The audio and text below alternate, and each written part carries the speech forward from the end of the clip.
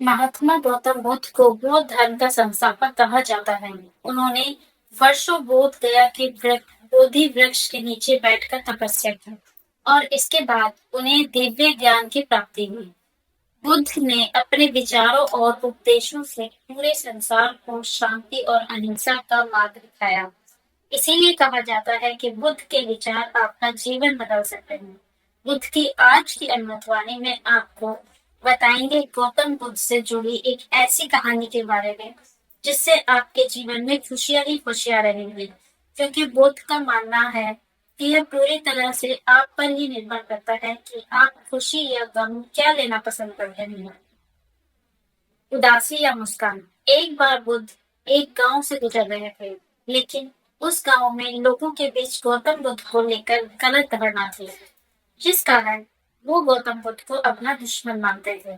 जब उस गांव में बुद्ध आए तो गांव वाले उन्हें बहुत बुरा भला कहने लगे और बददुआएं देने लगे, लेकिन इसके बावजूद भी बुद्ध गांव वालों की बात शांति से और मुस्कुराकर चुपचाप सुनते रहे। गांव वालों ने देखा कि उनकी बातों का बुद्ध पर कोई असर नहीं हो रहा है और वे विनम्रता से उनकी बातें सुन रहे हैं।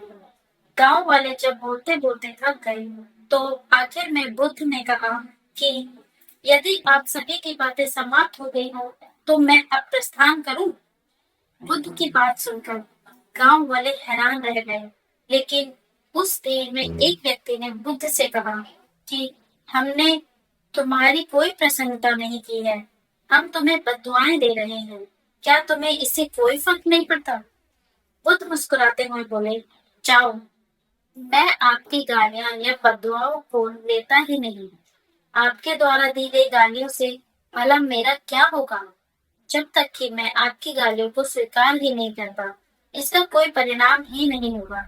जानते हैं, कुछ दिन पहले एक व्यक्ति ने मुझे बहुत सारे उपहार दिए, लेकिन मैंने उसे लेने से मना कर दिया।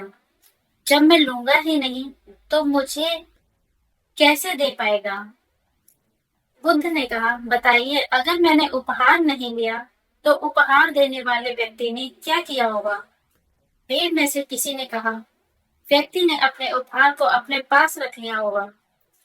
बुद्ध ने कहा, मुझे आप सब पर इसलिए दया आती है क्योंकि मैं आपकी इन गालियों को लेने में असमर्थ हूँ और आपकी ये गालियां आपके पास ही रह जाएंगी।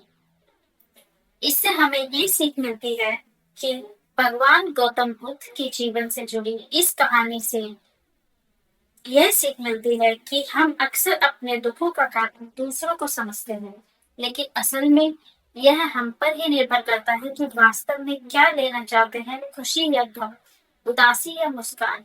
यकीन मानिए, ये छोटी सी कहानी जीवन में एक बड़ा बदलाव ला सकती है। धन्यवाद।